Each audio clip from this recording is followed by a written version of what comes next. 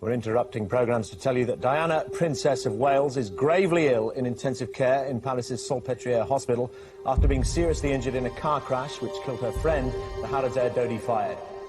The car is still in the tunnel where it crashed. The accident happened shortly after midnight. Diana and her friend Dodi Al Fayed has been dining at the Ritz Hotel, and we have just received news from the Press Association that in fact her injuries may be more serious, perhaps much more serious than we had imagined beforehand.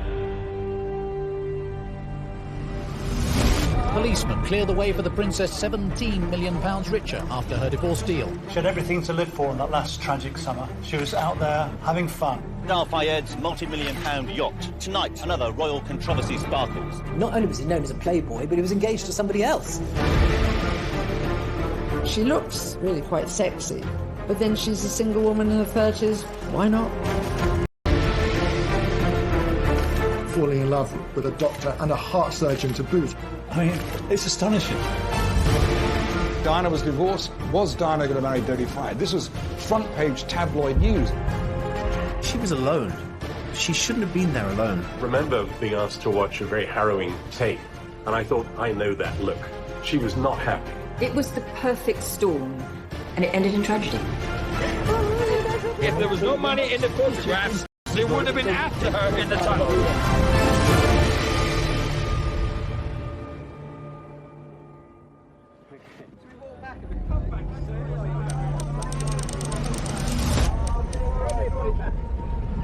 In your own time, gracefully. Right. No, there isn't going to be an announcement. There is a statement which is being faxed to the Press Association, but it's not going to be read out. Hold them out. Almost exactly a year to the day before her death, Diana, Princess of Wales, finalises her divorce with Prince Charles. Come right out. Come on. Policemen clear the way for the princess this evening as she leaves a London hotel. Grim-faced, but £17 million richer after her divorce deal, ITN has learned authoritatively. A lot of water had gone under the bridge between Charles and Diana. All the unhappiness, all the War of the Waleses, all the book writing and the television interviews and things, all of that was over. Diana never wanted a divorce. She told me that when we were together at the palace, and she was saying it's not what I'm looking for at all. And after that, I think she began to put her life together again. She looked fit, she looked great, she was an international celebrity on the world stage. Let me put it this way, I thought she was a kind of a cross between, but she had the compassion of a nun. She became an absolute global superstar. She even had folk like a certain Donald Trump trying to date her. Diana's divorce settlement allows her to remain in Kensington Palace. She maintains an office, but no longer has access to a full team of royal staff. Diana was downsizing. She was still living in apartments 8 and 9 at Kensington Palace, but now she had to pay for her own staff. Suddenly, people started to disappear. And in the end, there were very few people left. There was me, the chef, and a part-time dresser. And that was it. She jettisoned her bodyguards, which was not a good idea, actually, her protection officers. And she said, I went downstairs to get in the car the other day and there was no petrol in it. And I'd quite forgotten you got to fill your car up with petrol. So she was learning a new way of existing. I think any woman who finds herself divorced at that stage of her life, mid-30s, you know, you've got to learn to stand on your 2 feet. Diana firmly believed that something special would happen, that a role would be given to her, that she could continue in a new life and represent her country. That was important to her. Diana's search for a new role comes at a time when Britain is also seeking a new future. Labour Party, 20,000. A victorious Labour Prime Minister at the gates of Downing Street and a piece of political history. This was simply unprecedented. New Labour, under Tony Blair, win the general election. Our big message was modernisation.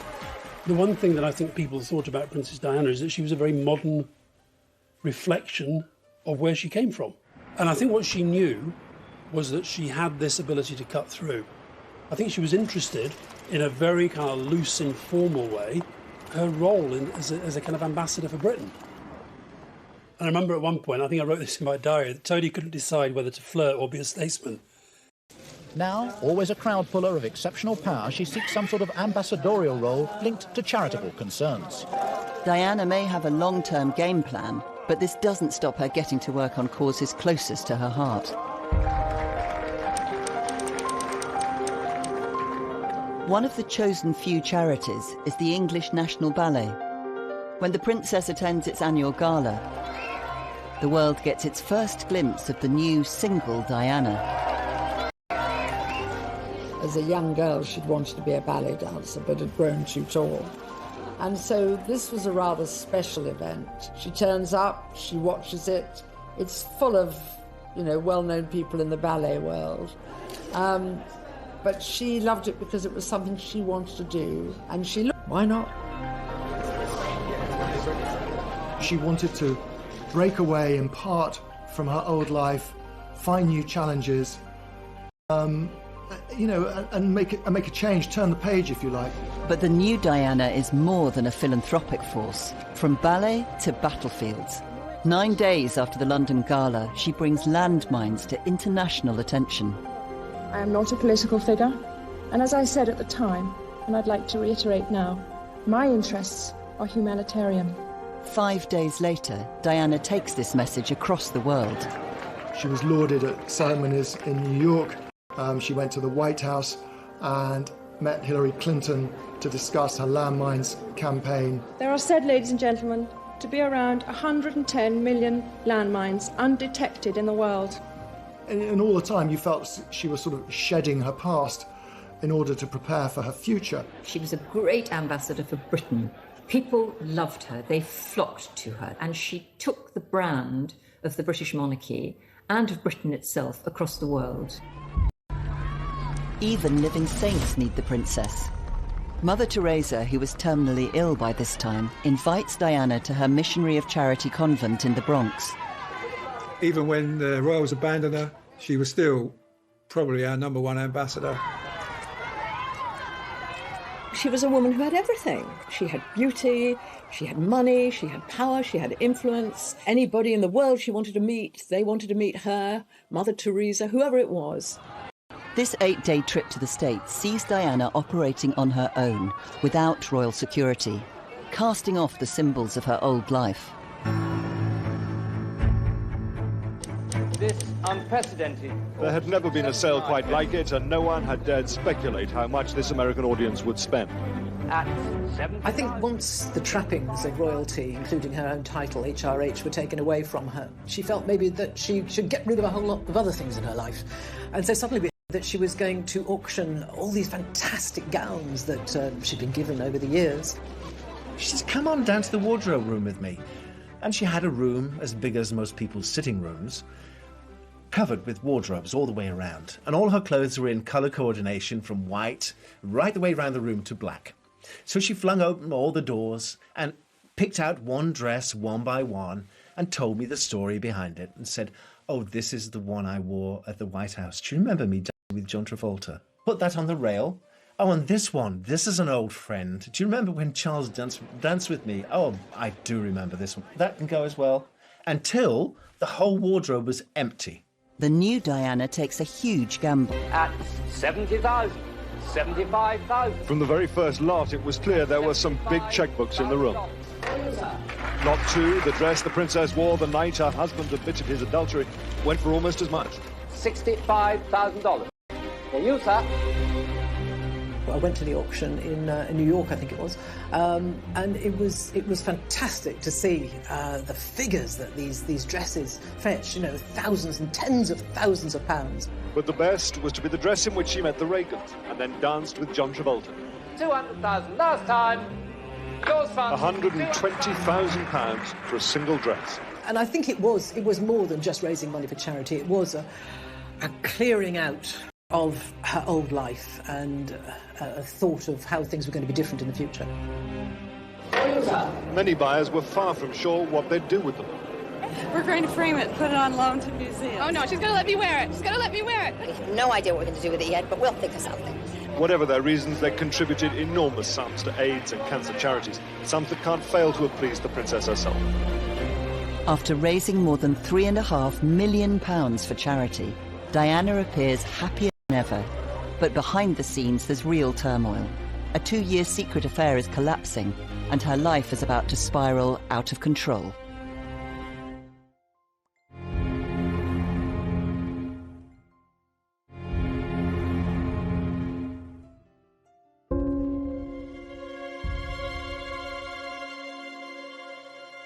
Diana celebrates her 36th birthday at the Tate Gallery in London. The gallery was opened in 1897 by the Princess of Wales. Today's princess seemed very cheerful on this, her first birthday since her divorce. The guest list reflects not just the cream of London society, but also the greatest names in British cool and Hollywood glamour.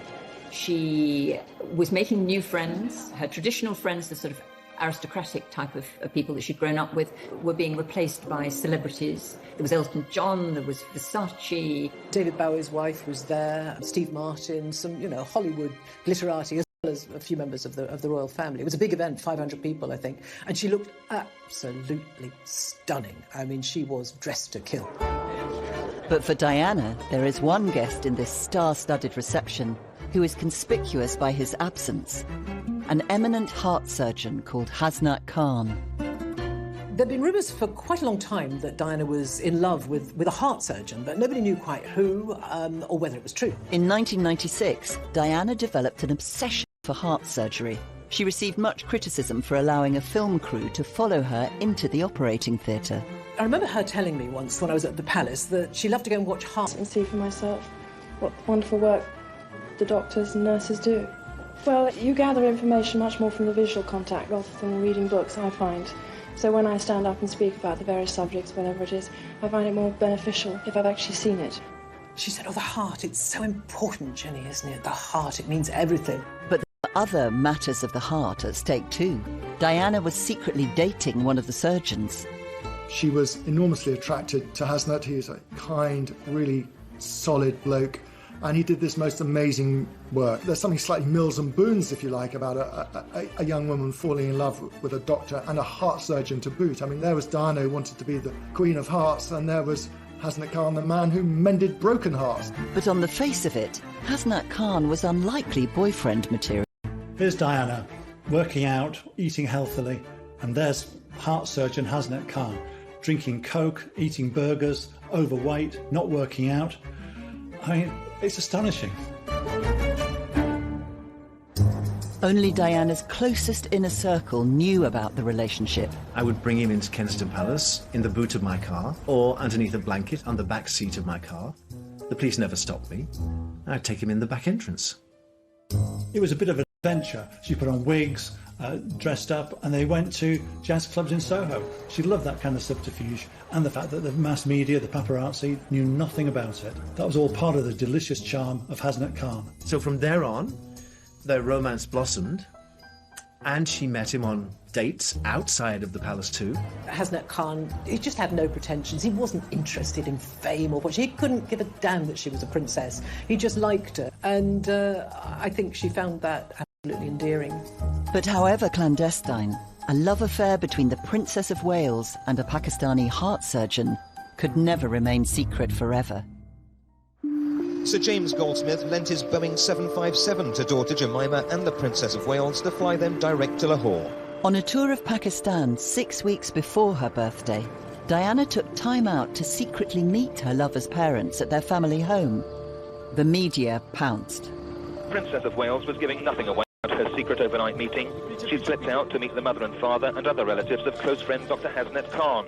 But despite reports of romance, the father of the London-based heart specialist said the princess was a good friend, not a girlfriend of his son. But just the confirmation of a close friendship caused huge consternation in Fleet Street. The idea that the Princess of Wales, as was going to marry a doctor from Pakistan and perhaps go and live with him in Pakistan. This was just not what we were expecting. She'd had long conversations with Jemima, was wondering if it was something she could do. But the press attention had rocked the foundations of the 2-year-old romance. He didn't want anything to do with the hullabaloo. He wanted to just be a heart surgeon, and I can understand that. And so, it's difficult for someone like Princess Diana, like any superstar, to form a relationship where the other person in the relationship would continually come under a microscope.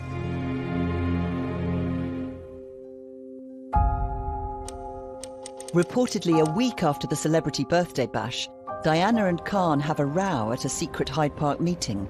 She once again faces rejection by a love of her life. She told me, no one will want me, no one will want the baggage I come with.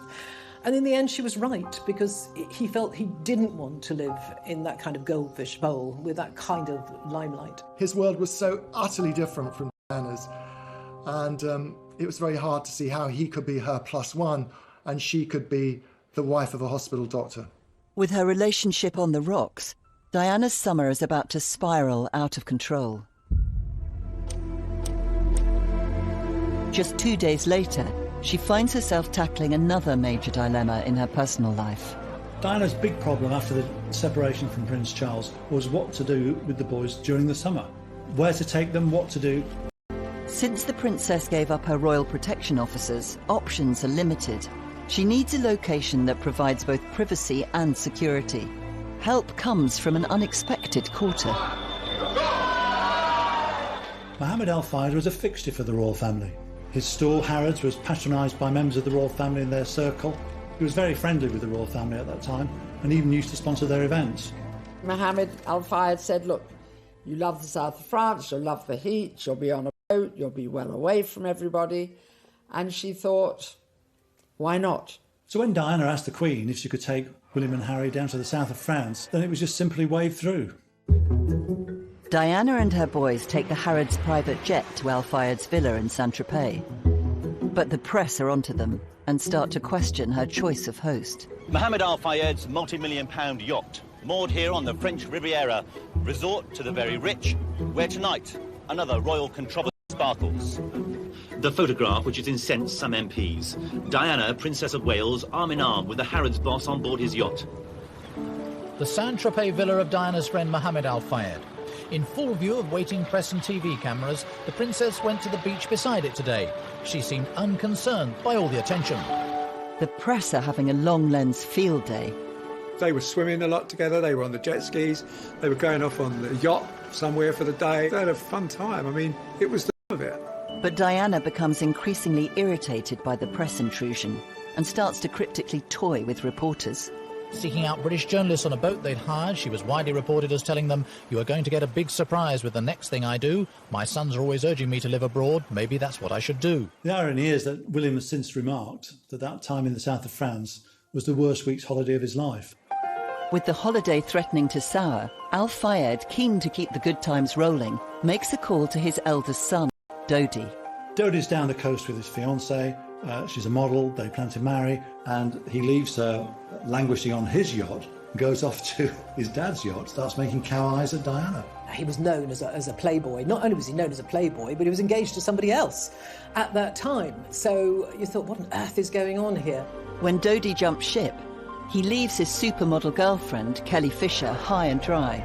She believes they're engaged, and a month later files a lawsuit for breach of contract. Miss Fisher loved, trusted, and believed in Mr. Fayed. In return, he took her love, and he gave every indication that they were going to get married, and that he would fulfill all of his promises to her. Paparazzi images of Diana with Dodi are now appearing all over the world. Back in London, Paul Burrell is holding the fort and facing the music for Diana's increasingly tangled love life. Every time the princess rang me, she'd ask about Hasnet. Have you seen him? Have you been to his pub? What did he say? Has he seen the pictures in the papers? What did he think? Is he jealous? Hasnet was furious that Diana could turn to someone like Dodi Al Fayed, the son of a multimillionaire and a playboy. That wasn't Diana. He knew that wasn't his Diana. In the middle of all this furore, Diana receives devastating news from across the Atlantic. Graphic reports covering the murder of one of her closest friends start coming in. Gianni Versace enjoyed worldwide fame and extraordinary wealth, but this morning it wasn't enough to stop him suffering a brutal and squalid death on his own doorstep. He was in the process of opening the gate when he was approached by a white male, perhaps 25 years old. We're told that apparently shot him at point-blank range. This is the spot where Gianni Versace was gunned down in cold blood yesterday morning. The flowers here are covering up blood stains on the steps. It couldn't be a great contrast between this glamorous location in Miami and this cold-blooded act of murder. 5 days after the death of the international fashion designer, a devastated Diana returns William and Harry to the UK. The boys travel up to Balmoral to spend a month with their father. For photographers, it was a welcome relief. Many of them would have spent the summer crawling through the heather to get their picture. This year, the picture came to them. The next...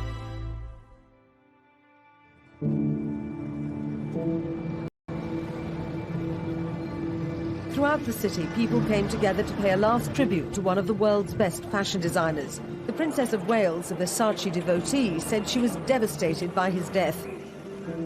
She made her way to the front row, sitting between two stars from the world of music, Elton John on her left, Sting on her right. It deeply moved her. This was only months before she'd die herself. And here she was, sat at Gianni's funeral. She couldn't comprehend it. Death seemed to haunt her towards the end of her life. She was so consumed by thinking it might happen to her. The next time many of Diana's celebrity friends will be together would be at her own funeral.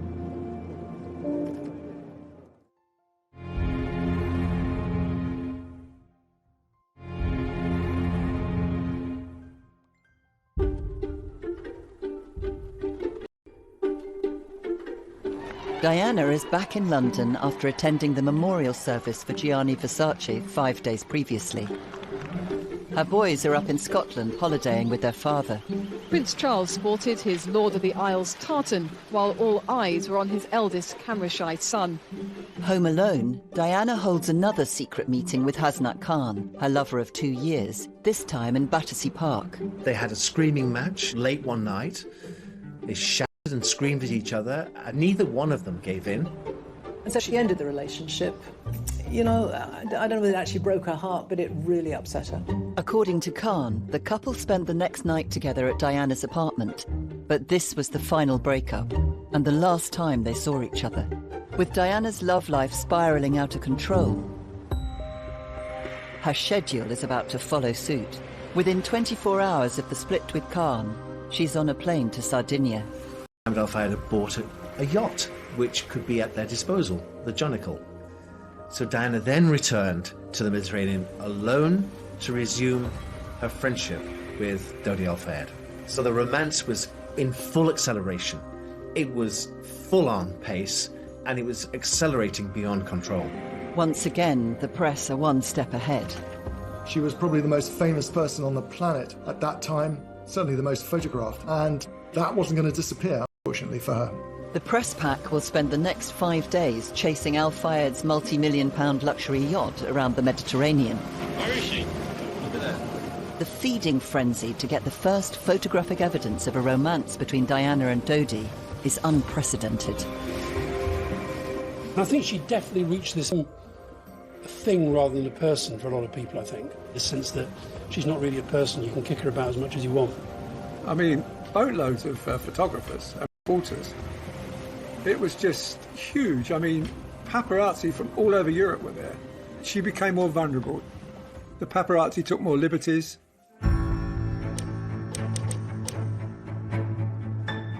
It takes less than a day for the paparazzi to start striking tabloid gold. Today, though, more pictures appeared of her on holiday with the millionaire Dodi Fayed. 3 British newspapers have paid £500,000 for them. Diana and Dodi are captured in a compromising clutch that becomes the iconic image of their summer romance. They have the full run of the boat, as Mohammed Al Fayed has returned to London. Dodi Al Fayed himself hasn't been seen today, but his father was watching Fulham, his latest acquisition, in action. He seemed relaxed about the pictures. All right, it's all right, he's in movie business, you know, that's all right, doesn't bother him. After the chaos of the cruise, Diana and Dodi return briefly to London, with the press even hotter on their heels. Tabloid photographers have laid siege to the Park Lane home of Dodi Fayed. Late last night, the arrival of a car similar to that owned by the Princess of Wales led to reports that the two were sharing an intimate meal. Frustratingly for the photographers, there was no opportunity to see the diners, although their own activities were constantly monitored by security cameras which protect this exclusive part of Mayfair. The very next day, Diana left Dodi and flew to Bosnia. This would be no holiday. Along the runway that was once no man's land, past the trenches which saw such bitter fighting, Diana, Princess of Wales, arrived in Sarajevo. She left behind the morning's headlines to take her first steps in the capital, which encapsulates the death, horror and tragedy of civil war. Diana's extraordinarily courageous, doing what royals are not supposed to do, which was to get engaged in political issues. And clearly landmines was a political issue, and she should have been doing something about clearing them up. And she said so and actually influenced politics as a result. Her trip to Bosnia was really important to Diana. It was part of her humanitarian mission. But it was overshadowed by her romance with Dodi. The mass media were just speculating, will they marry? The princess may also have been apprehensive that the large media pack following her were more interested in matters elsewhere than in the plight of Bosnians. Some came too close. Please don't, she asked. After the frustrations of Bosnia, Diana's whirlwind summer gathers even more pace. She briefly hooks up with Dodi in the UK, then 5 days later jets off for a week-long Greek island cruise with girlfriend Rose from Greece. She's pictured having lunch with William in Kensington. It proves to be the last time they see each other.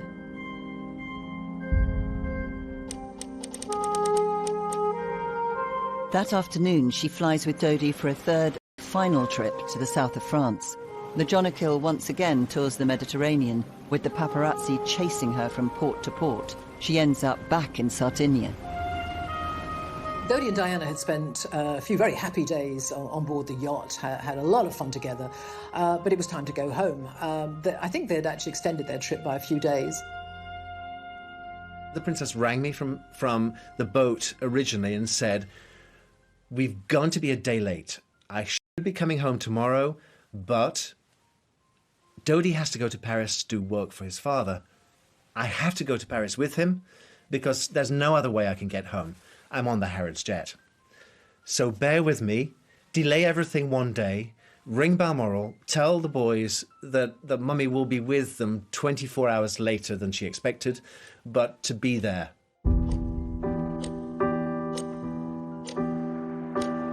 Dodi and Diana leave Sardinia in the Al Fayed family's private jet.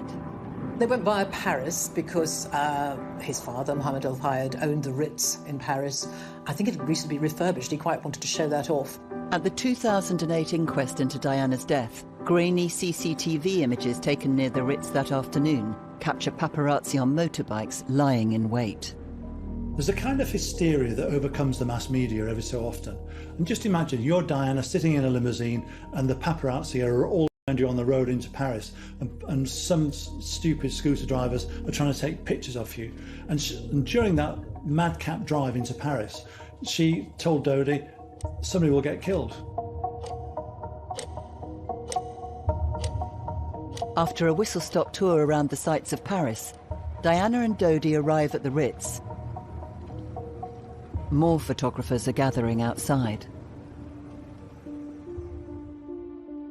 In this CCTV footage, much of which has never been seen before, they're shown entering the Ritz Hotel, crossing the lobby. They go into the lift. Diana is smiling, wearing sunglasses pushed back on her head and a cream trouser suit. They certainly seem relaxed in each other's company. Diana spends the afternoon and early evening largely holed up in the Imperial Suite. At 9:30, an attempt to go out to dinner is aborted when they're mobbed by paparazzi. Dodi loses his temper. When they return, their car is surrounded by photographers, and the couple have to be protected by their bodyguards as they re-enter the Ritz. Dodi's security for the princess, who was an international world figure and a member of our royal family. Diana looks furious as she comes in, and the jury heard there's evidence that Dodi was angry about the chaotic scenes and that he allegedly came up with the plan to try and outwit the paparazzi. She didn't have any security of her own, so she had to rely on his professionalism, thinking that he would be, not realizing that he wasn't. If you can have a relationship and build up a trust with your security team, then there's a chance it will work. If it breaks down, if the chemistry disappears, then it's very, very difficult. It probably wasn't the best, and they were unable to give her the privacy that she actually looked for. The roll of the dice in the last few hours of the princess's life was just so unfortunate. Everything worked against her. Nothing was in her favour. She was in the wrong place at the wrong time with the wrong man.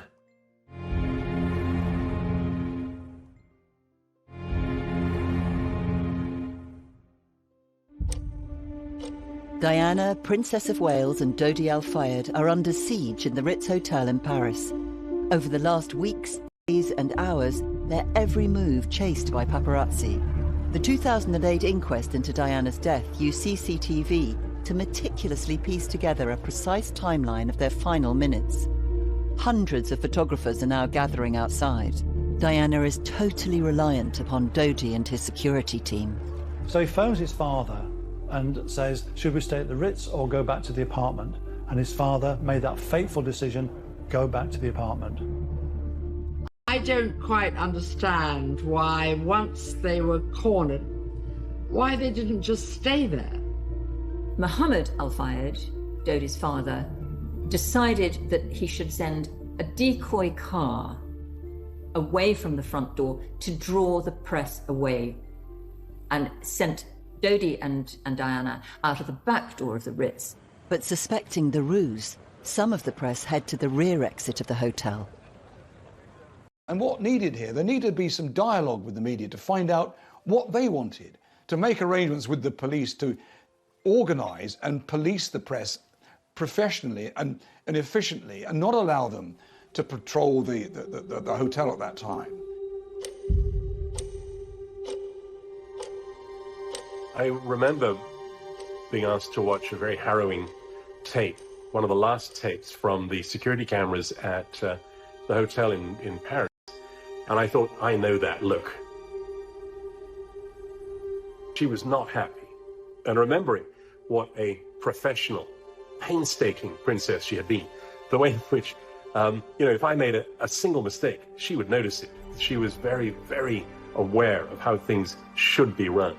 You could tell from her expression, even in those last shots, she was unhappy. There was something not right. She knew when things weren't running properly. And I have a horrid feeling that she was already feeling unsafe. It was kind of like a pell-mell evening with no rhyme or reason. Dodi is out of control in terms of he doesn't know what to do, and that leads to them slipping out the back door of the Ritz and then getting into a high-powered Mercedes. It was the perfect storm. A lot of things were in play that night, for one reason or another, and it ended in tragedy. These images, exhibited at the Court of Inquiry, are the last known of the princess. They show Diana, Dodi and bodyguard Trevor Rhys-Jones.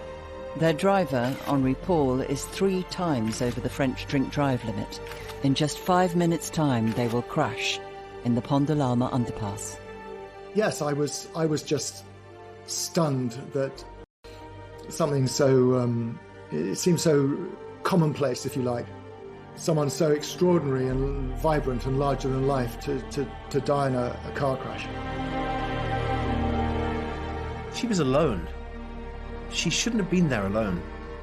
You know, I still curse her to this day for going all that way by yourself and not having somebody with you.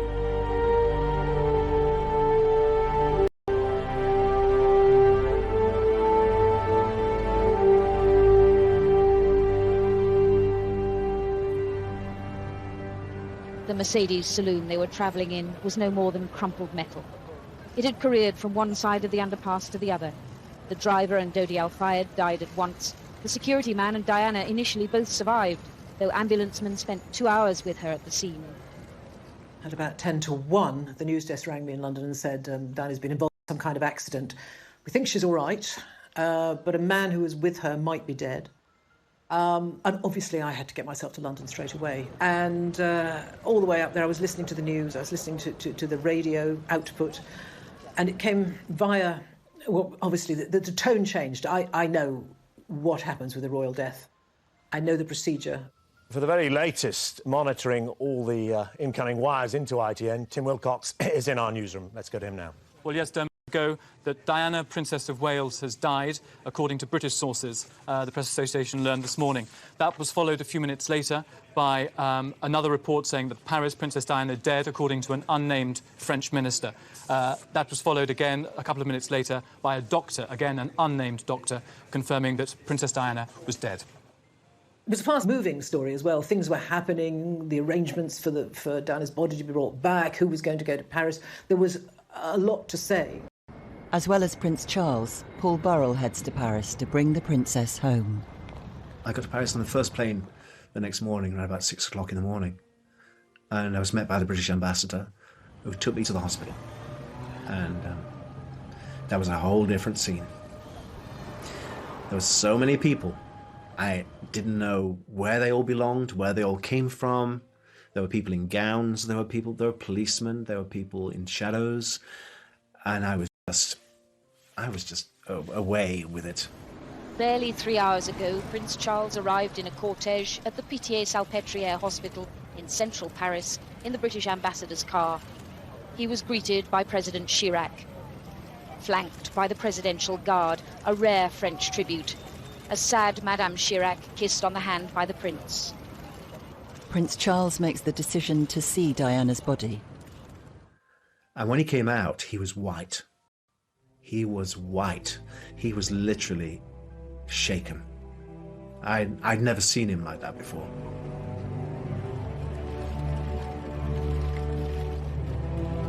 I'd never seen him show so much emotion before. And he suddenly realized the enormity of what had happened.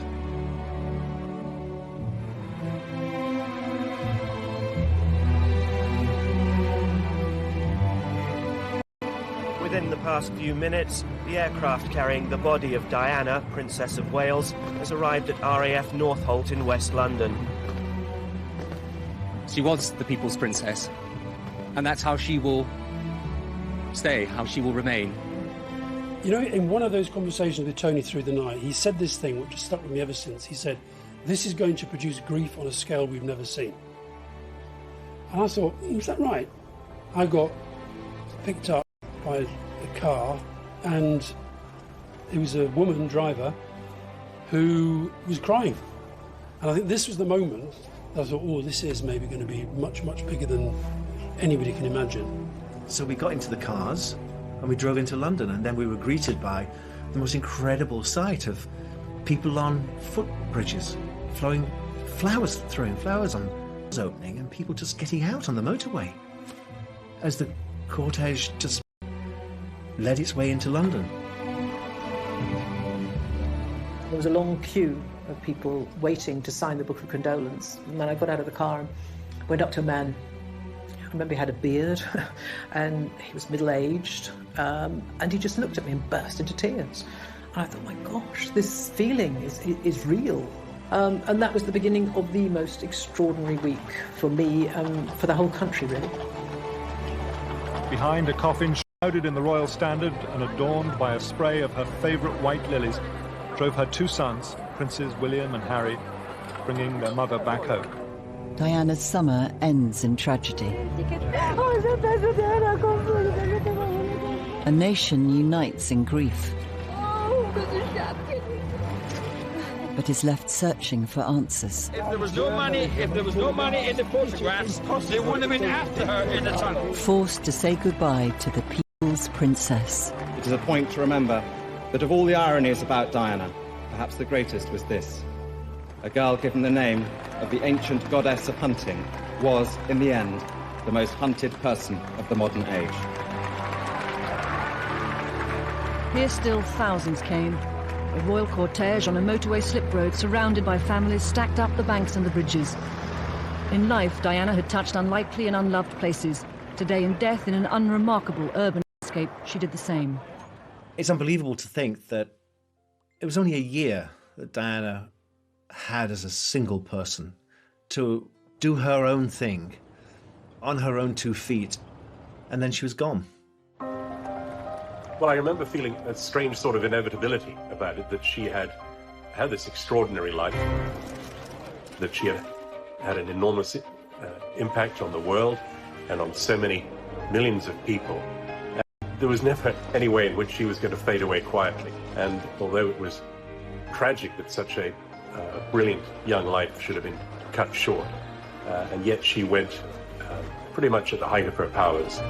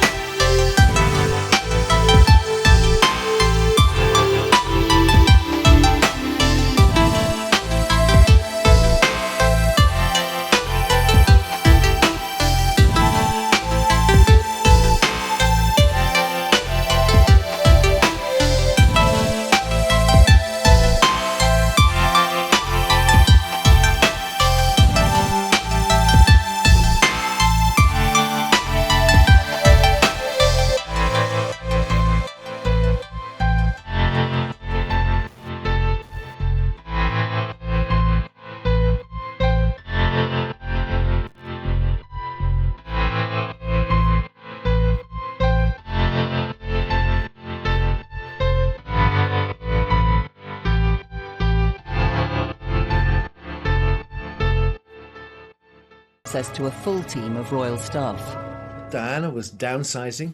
She was still living in apartments 8 and 9 at Kensington Palace, but now she had to pay for her own staff. Suddenly, people started to disappear. And in the end, there were very few people left. There was me, the chef, and a part-time dresser. And that was it. She jettisoned her bodyguards, which was not a good idea, actually, her protection officers.